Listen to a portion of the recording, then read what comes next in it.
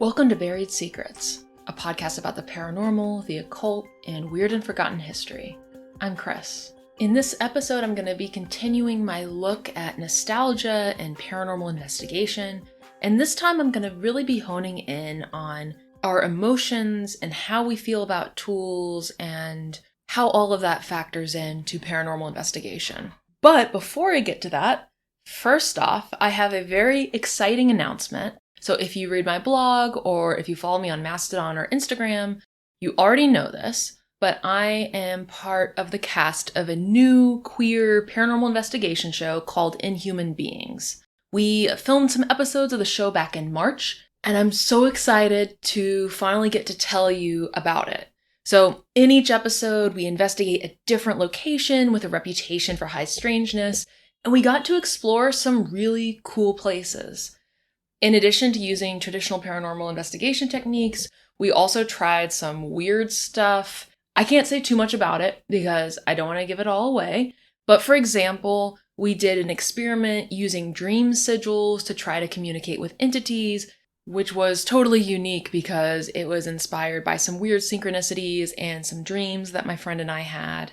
And again, I can't say the exact locations that we went to, but they were really cool, and they involved things like crossing a remote river to visit land ruled by the Fae.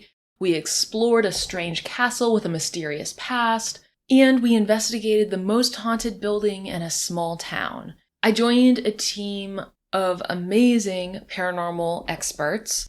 The core Scooby Gang of investigators, which I'm a part of, is made up of fellow podcaster Finn Elankush, who hosts the Follow the Woo podcast, Stephanie Bingham, who knows more about the paranormal than just about anyone I've ever met. She is so smart and so knowledgeable about both history and the paranormal.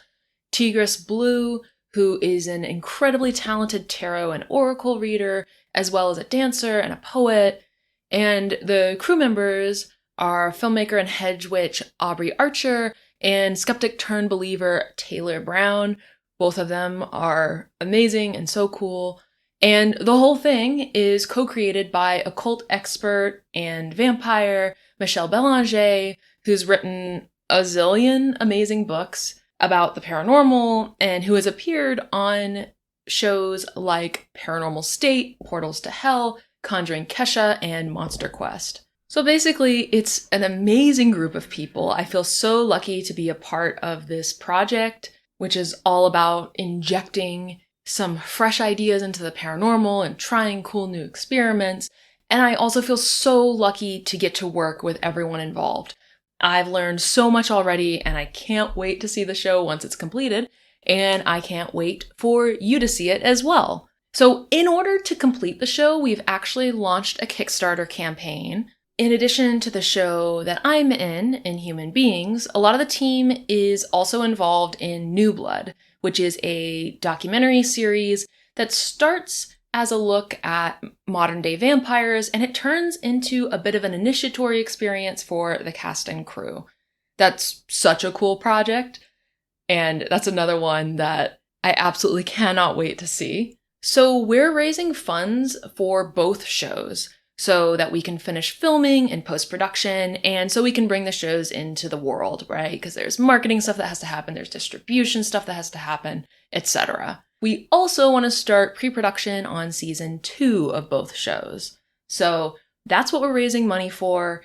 I'll include a link to the Kickstarter in the episode description and also in the show notes at buriedsecretspodcast.com. But really, if you just go to Kickstarter and you search New Blood, it'll come up. And you can also go to newblood.tv, and that links to everything from that website. The Kickstarter is going to be running from now until 8:08 a.m. on July 9th. And as of recording this, we are less than a week into the Kickstarter, and things have been going really well, and we actually just today, the day I'm recording this, got selected as a project we love on Kickstarter, which is basically where folks at Kickstarter hand pick certain projects to boost and to feature, and We are one of the ones that's running right now that they chose to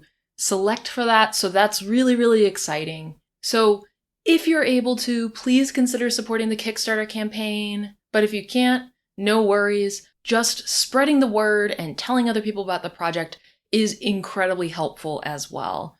If you go to the Kickstarter page, you can also watch the combined trailer for both shows, so you can see the whole team, including yours truly, in action there. And also you can see all the perks that we are offering for Kickstarter backers. So that includes magically imbued Ouija planchettes, t-shirts with Bigfoot on them, Pride Demon t-shirts, subtle body portrait readings, bonus and behind the scenes content, and there's even a tier where you can choose a topic for me and Fen to do a deep dive on for our podcasts. So if you've ever wanted me to cover something that I haven't researched yet, now's your chance. And again, like I said, visit newblood.tv to sign up for the email list and get links to our social media and links to the Kickstarter and all sorts of other things. And you should definitely follow our social media to get info on upcoming live streams, which you can watch on YouTube. I will be on some of them, so definitely keep an eye out for that. I think by the time this episode releases, there should be at least one of those live streams up that I will be on. So definitely check out our YouTube page for that and subscribe there. But yeah, I'm just so excited about this project. I'm really proud of the work that the team has done on these shows. And, they're indie productions, so there's no studio or network dictating what we can and can't do. We're allowed to get as weird as we want and try out new experiments and tell fresh stories. Also, I can't remember if I've mentioned this yet because I wrote out everything I wanted to say and then completely deviated from the script that I wrote for myself, as usual. But both of these shows feature a mostly queer cast and crew, so we're definitely trying to bring some new perspectives and viewpoints to paranormal stuff. Oh, and also, just in terms of timing for when season 1 of both shows are planned for release, season 1 of both New Blood and Inhuman Beings are slated to release in fall or winter 2023, so later this year. I will keep you posted on how the Kickstarter campaign goes, but please spread the word about that if you can, and I'll keep you posted with news about the project. But for now, let's get into the episode. In the last episode, I talked about the legendary Panasonic RR-DR60, a late 1990s digital recorder that has gained a reputation for supposedly being particularly well suited to capturing EVPs. It has reached such a level of hype that it now sells for $4,000 to $5,000 on eBay, which is a real testament to the power of the narrative that has grown up around the device. While some of the story of the DR60 is garden variety hype, I talked a lot last time about how I think that nostalgia is also a major factor in its popularity. And I know people listen to things out of order, but if you have listened to the last few episodes, you know that I think that nostalgia is at work with many of the popular paranormal tools that we hear about a lot. In particular, I so far have looked at the nostalgic nature of spirit boxes and instant cameras, and then of course, I did a deep dive into the DR60 last time. But just one question that has come up for me again and again is, why is it easier to capture paranormal evidence using analog tools? And I think that a lot of things are in play here. I think that innately we trust physical, analog ways of cataloging and interacting with the paranormal because, it's easier to fake a digital photograph of strange phenomena or to use a spirit box app on your phone, and that app may or may not be reputable and trustworthy. But in addition to the trustworthiness issue, there's also just a general sense that it's easier for the paranormal to interact with these more analog, physical, and retro forms of communication and documentation. In past episodes, I've talked about the risks of trusting pictures taken by phones and other devices that use computational photography, since that can change the evidence that we capture. And that's one potential reason to trust analog tools over digital ones, of course, But that's a fairly niche subject, and a lot of those news stories just came out this year, and I've been hearing about analog tools being better for paranormal investigation for much longer than that. So I doubt that everyone in the paranormal is up to date on the risks of computational photography. And then I think there are some traits that analog devices might have that could make it easier for the paranormal to interact with it. So in the last episode, I talked about some of the questions that I had about whether cassette tapes and devices that use magnetic means of cataloging data, or I guess recording data, I had questions about whether that might be more effective for paranormal investigation, since there's plenty of lore about paranormal phenomena and magnetism and kind of linking the two. So that's a real solid evidence to want to try out an analog device for collecting paranormal evidence.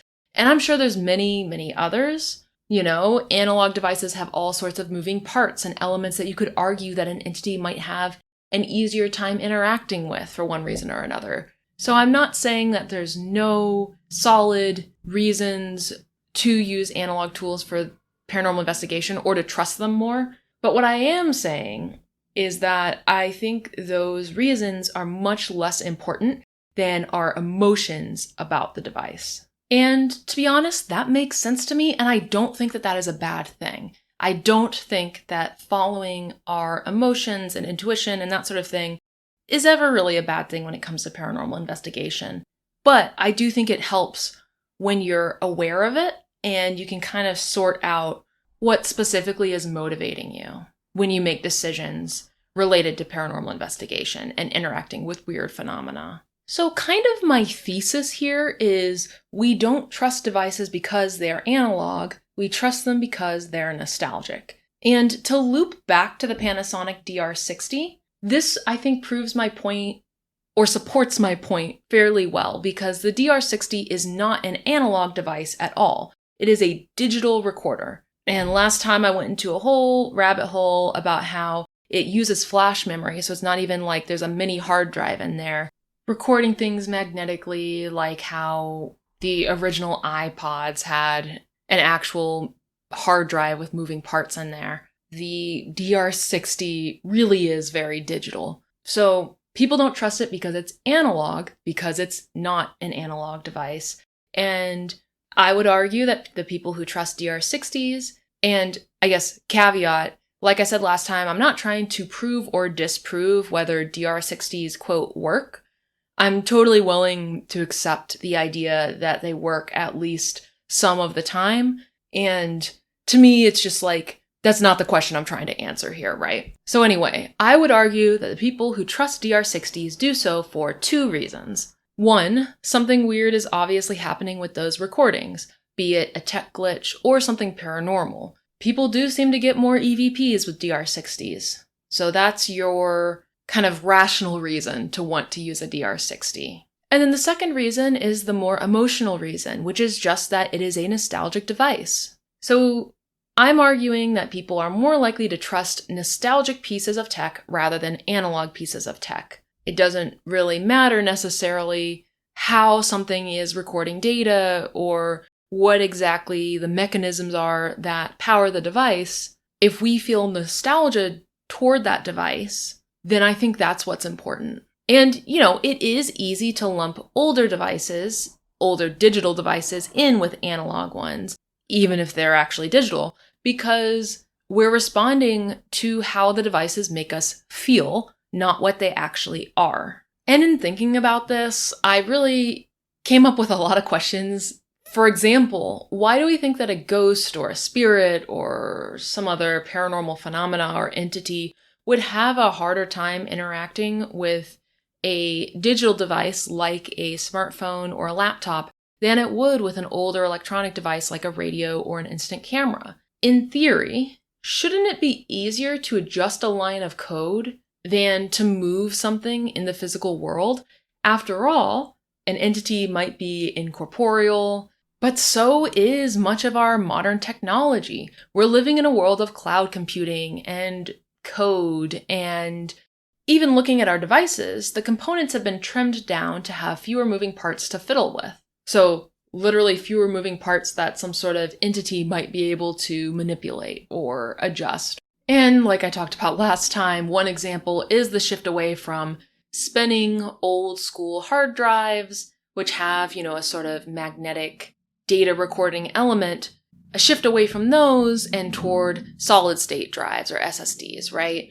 So why wouldn't the paranormal be able to communicate with us through our smartphones, tablets, and computers just as easily or more easily than they might through analog media? Even with the rise of things like computational photography, which make us more skeptical about the images collected by our devices, would it be harder for an entity to manipulate code and create anomalies in digital images than it would be to manipulate a physical device? I don't know. I have no answers, but I'm very curious. And I'm not saying that no one is arguing that paranormal stuff can come through on digital devices, because weird stuff happens all the time, and glitches show up on digital devices, but still, there's less weight that seems to be given to, say, a weird glitch on your phone than, evidence that's collected on an analog device, perhaps. And maybe it's just that on something like a phone, we expect there to be glitches, and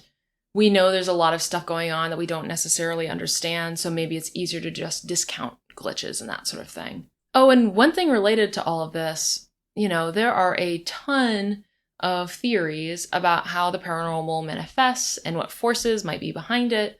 But one theory claims that entities need energy to physically appear. That's one possible explanation, for why batteries seem to drain more quickly in the presence of weirdness. Something is gathering up that energy and using it to do something in the physical world. So if that's the case, might it be easier to not manifest physically and instead interact with us on a purely digital level? My best, it's not quite a refutation of that, but my best sort of corollary to that or answer to that is maybe nostalgia gives some devices power. We're not necessarily feeling nostalgic toward our smartphones, so maybe that makes them less effective ritual tools for trying to interact with paranormal entities. And, this question just keeps pinging around in my head. Do we think that some paranormal investigation devices are more effective because we're nostalgic about them? Or do they become more potent because of our nostalgia? I'm totally fascinated by how nostalgia might power our paranormal investigation tools and sort of give them extra weight and extra reach, potentially. I can't remember if I've mentioned this yet in this podcast series, or if I've just talked about it on my blog, or if maybe I've just explored it in my longhand private notes. I write too much in too many different places to be able to keep track of it all. But one thing I've been thinking a lot about, and which I maybe have already talked about, you tell me, is that I'm curious whether our feelings of nostalgia, or anemoia, which is nostalgia for something before our time, actually helps with the investigation. Not just in giving the devices power, but if the devices make us feel nostalgia, human emotions are powerful. And if we feel nostalgic toward a particular device, does it not just give the device more of a metaphysical boost, but also help open things up in the investigation? Is the nostalgia powering the device? Or does the device power our nostalgia, and then does that help with the investigation? So in that vein, before I dive back into analog paranormal investigation devices and nostalgia in the next episode, I want to spend the rest of this episode talking about a related concept. I want to talk about the theory of the paranormal emotive touchpoint, or PET, which was developed and invented by paranormal investigator, researcher, and medium Amanda D. Paulson in, I believe, early 2022. And I think that this theory helps shed light on some of the stuff that I'm exploring here, and it also sheds light on some personal experiences that I've had that I've talked about on the podcast before. So I want to take some of those out again and re-examine them from this context and from this viewpoint. While I was originally prompted to look at paranormal nostalgia because of the nostalgia and anemoia that I noticed in the cryptid core and cryptid academia aesthetics I do follow Amanda on Instagram, and I'm sure that her PET theory has influenced my thought here as well. So just real quick, I want to quote from Amanda's blog, which is prettyeffinspooky.com, which I will of course link to in the show notes. But to quote from her blog, the PET theory posits that, quote, there are touch points or soft spots in the world where the other side is easier to communicate with and is shown to us by making us experience odd emotions. Similar to hitting the right button on an intercom system or standing where there is better phone reception, a paranormal touchpoint is that place or moment in time when talking to ghosts or whatever else might be on the other side is easier. And those touch points communicate with us by making us feel weird. So I thought that quote was just a great summary of the theory, but I really like that we seem to be on a parallel path in looking at paranormal nostalgia.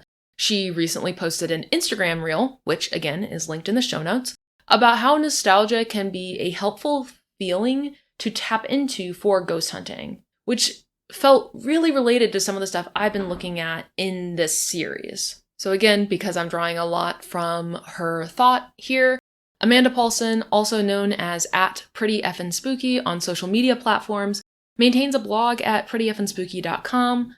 So that will be the main source that I'm drawing on for this idea of the paranormal emotive touchpoint theory. She also posts about it on social media, but social media is really hard to cite, and I sometimes forget to save the links to reels after watching them.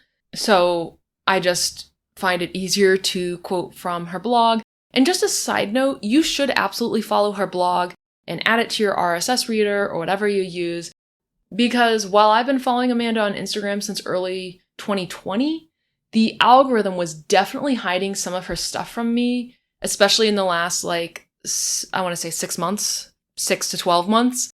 So I actually found out about her PET theory because someone else mentioned it to me a few months ago and directed me to her blog.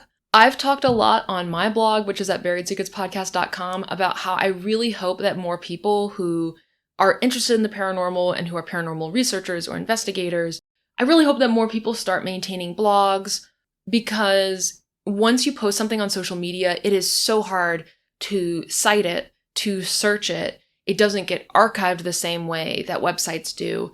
And it's become so ephemeral, especially because social media platforms can just hide things in the algorithm or, using the algorithm. And social media platforms can, just take down people's accounts. So just as a general note, if you are a paranormal researcher or if you're interested in the paranormal, I strongly suggest that you start a blog, because it does become an amazing resource for other people, and it helps your thoughts and ideas be less ephemeral and kind of have a home online. But anyway, Pretty Effin' Spooky is an awesome resource, and I know that Amanda is doing daily blog posts this month, the month of June 2023, so you should check out the great stuff she's posting over there. So in her first post about PETs from February 2022, Amanda introduces a few different terms. So there's the paranormal emotive touchpoint, or PET, there are odd emotions, and there are emotive hauntings. Odd emotions are exactly what they sound like. To read directly from her blog, they're, quote, emotions and physiological experiences that evoke emotion and are perceived as paranormal in nature. So basically, you have an emotion and it seems like something's up and it seems like there might be something paranormal going on. You don't have to be particularly sensitive to feel these odd emotions. It's familiar stuff, and she has a list on the blog, so it's stuff like ambiguous euphoria, sorrow, contemplation, or intensity, nostalgia, liminality, déjà vu, synchronicity, daydreaming, extrasensory experiences, sleep paralysis, and hypnagogia. One note of explanation here, because I'm not sure how common a term hypnagogia is, but basically that's that borderline state when you transition from being awake to being asleep. I've also read about that being a particularly potent time to try to manifest, and I've read about sort of more witchy things that can occur during that time too. So from a paranormal perspective and from a sort of metaphysical perspective, that time is often considered very important and powerful. And I think we can probably also assume that hypnopompia which is when you go from being asleep to being awake, is also a moment of likely odd emotion, I would assume. I've experienced sleep paralysis while in this state, and I have heard plenty of stories of weirdness in those borderlands between being awake and being asleep. So I think that probably is another example of an odd emotion. And Amanda specifically calls out certain physical locations where these emotions might occur, such as the types of places that might be depicted in liminal space aesthetic imagery. So nostalgic, empty locations like malls, playgrounds, and staircases. She also calls out natural settings like bodies of water, which of course have tons of paranormal associations with them often, or locations with a lot of limestone or quartz, two materials that are often cited as having paranormal properties. And she also brings up specific weather conditions with eerie or liminal properties like fog and mist, powerful winds, and sun showers. And I thought this weather thing was really interesting because I almost never think about the weather when it comes to the paranormal. For some reason, I don't know why that's the case.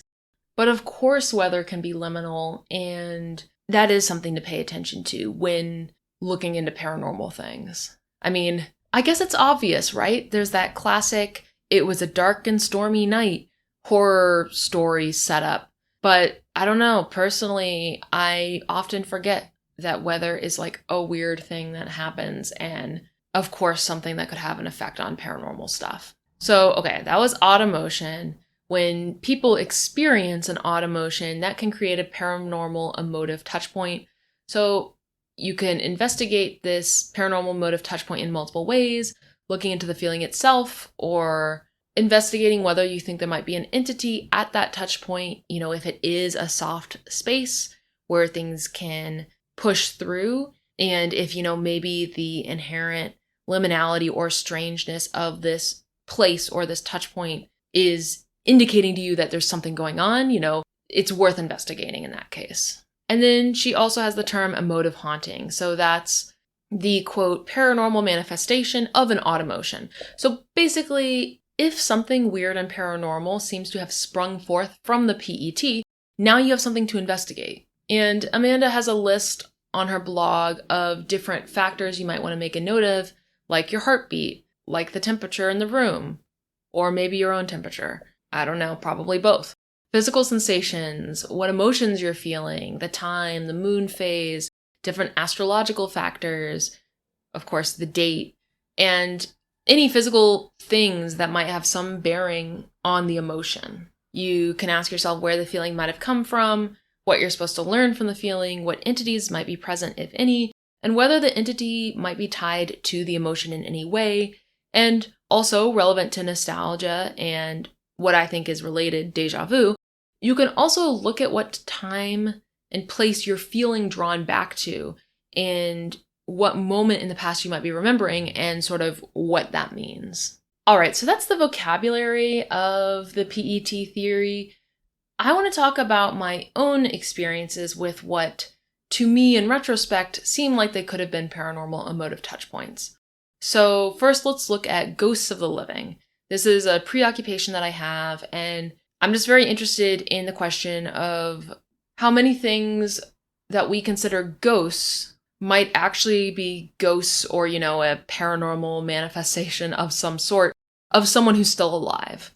So back in February of this year, February 24th, I think, I dropped an episode about local spirits, ghosts of living people, and haunted churches. Listen to the episode if you want to hear me really getting into it, but the experiences I was describing seem a lot like the concept of a paranormal emotive touchpoint.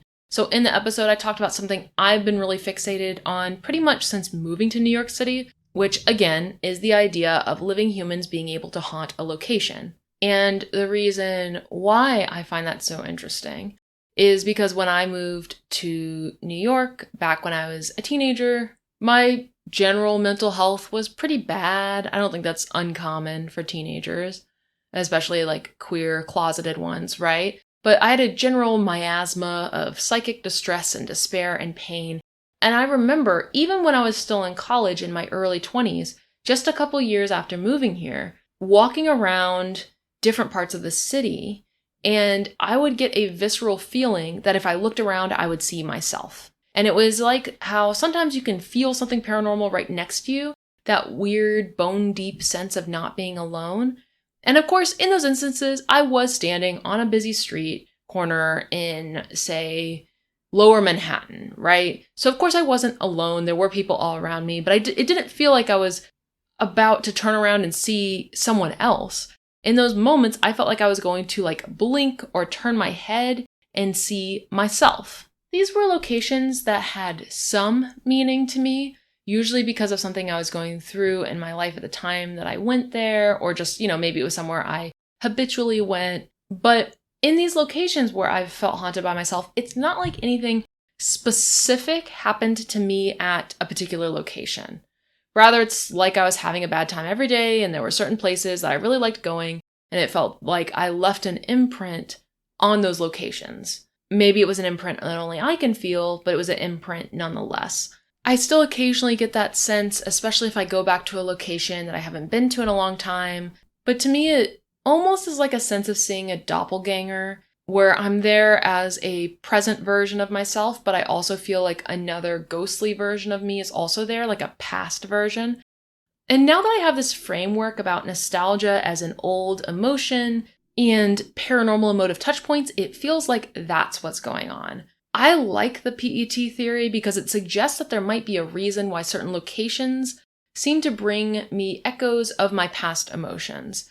In these locations, maybe there's a little bit of stickiness that made these emotions that I felt years before cling to a particular spot because it's a soft or thin place. And maybe whatever emotion I might have been feeling in that place would stick there, whether or not it's a particularly significant place or whether or not it's a place where anything notable occurred in my life. But especially when I was younger, I was usually feeling bad. So it makes sense that that unease and that sort of like bad nostalgia feels kind of like stuck in certain places. Also, there's one touch of weirdness here, which is that if you asked me to come up with a list of those places, I'm not sure that I could.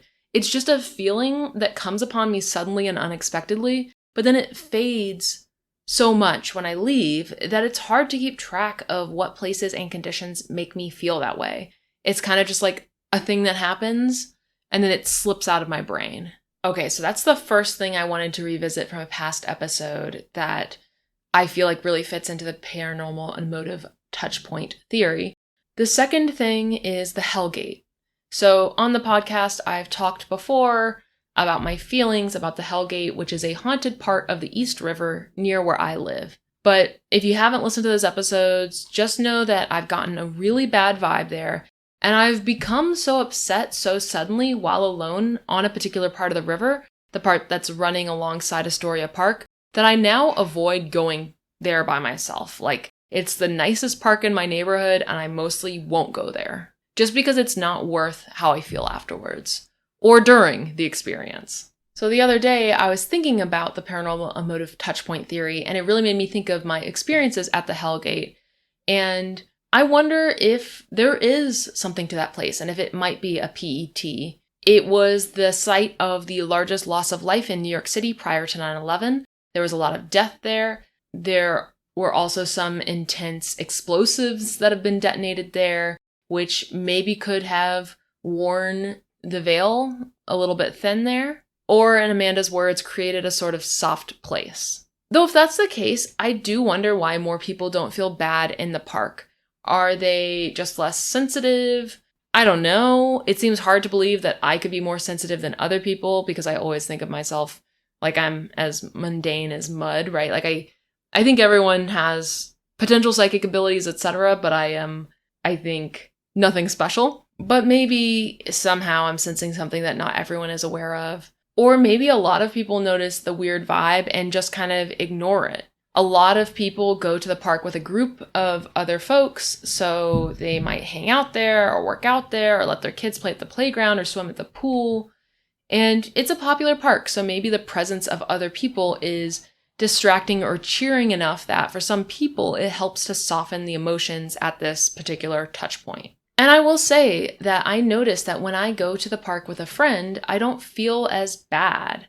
I'm not sure if I'm distracted enough to just not pick up on anything or what, but it's only when I'm alone that a deep, terrible sense of dread and depression descends on me out of nowhere. And it feels awful, almost physical, and it's very visceral and it's very real. It's this dark cloud that makes me feel deeply lonely and alone when I go there. It's always a very sudden feeling, and it's always baffled me because the park is so beautiful. Though also, it is worth noting that in addition to being bordered by the Hellgate portion of the East River, 2 bridges run right over the park, very looming and liminal, right? One of which is constantly full of cars. Also, the park, of course, is on the river, which transports people and has all sorts of lore and power attached to it. So maybe there is a sense of flux and liminality that adds to the strange feeling there. So I think that using the framework of the paranormal emotive touchpoint, we can delve a bit deeper into why we're so drawn to nostalgic devices and why so many of them seem to be effective. I love that the PET theory leaves space for paranormal investigation to be more than just hunting for entities outside ourselves. It also makes space for us to explore our own thoughts, feelings, emotions, and experiences. Though a lot of ghost hunting media is focused on scientific method style investigations, I think those miss the point because the paranormal is subjective. And while I love pattern finding, and I am fascinated by the interesting bits of data that seem to accrue around the paranormal, such as how certain materials seem to attract the paranormal, theories about visible light and UFOs, ideas about why phenomena might be accompanied by cold spots, all of that kind of thing, I think that's only part of what's happening here. To me, as a paranormal researcher and investigator, it's impossible to interact with the paranormal and not make yourself part of the story. Our bodies and minds are paranormal investigation tools as well. We see things and we feel things, both physically and emotionally. And, if you deny the evidence of your senses, then you throw out important information. So, with all of this being said, with all of this in mind, to me, it feels particularly fitting that so many of the tools we use to investigate the paranormal are nostalgic or cause anemoia. Like they make us nostalgic, maybe for a time we never knew. Without realizing it, maybe our thoughts, feelings, and emotions are imbuing our paranormal investigation gadgets with additional power, with an invisible resonance that makes them more effective. Obviously, there's no way to prove any of this, and again, I think trying to prove things definitively misses the point and also sets you up for disappointment, since the paranormal has some trickster elements going on, right? But I really love the idea of a sort of interplay between our paranormal investigation gadgets, whatever they may be, however high-tech or low-tech as they might be. And I think it is interesting, like say you want to do a paranormal investigation, it's really worth, if you don't already, it's really worth looking at the devices you're thinking about bringing, even if it's, like a deck of cards or some dice or, one of those little paper fortune tellers that you make when you're a kid, right? Like there's so many different things you can use. And think about what you feel really connected to and what you might feel nostalgic about or what makes you feel this anemoia. Because nostalgia for a time or place that you've never been to, that's its own sort of portal, right? Like its own sort of thing that transports you from one state to another, even if that state's just, like what your imagination has come up with. And I think that has a lot of power. And I think it's kind of a no-brainer to like look at your paranormal investigation tools, whatever they might be, and be like, okay, this one, I like using this one, I don't like using this one, etc. I imagine that everyone does that, right? But if you think about nostalgia in particular and anemoia in particular, and kind of what a tool evokes to you and what images it brings up for you and like how it makes you feel on a very emotional level, not just like, do I like this, yes or no, then I think that might be a really good way to determine what tools you want to use and how you want to go about an investigation, and also think about what you're really investigating, and also open up the door to allow an investigation to teach you something about yourself not just something about the location you're going to or the entity you're trying to investigate. And I don't know, maybe some of this is somewhat intuitive for some people, but I am definitely a very analytical person, so it does help me to think, okay, I can kind of have this rubric in my mind and be not just like, do I like this tool or not? Do I think it works or not? But also be like, how does this make me feel? And does this make me nostalgic? And maybe even during an investigation, like if you feel nostalgia, then maybe that's something to chase as well. I'm definitely curious what your thoughts are on this. So please feel free to write to me at buriedsecretspodcast@gmail.com if you have thoughts about nostalgia and paranormal investigation tools or about any of the stuff I've talked about today, because this is definitely something that I feel like there could be a lot of conversation about.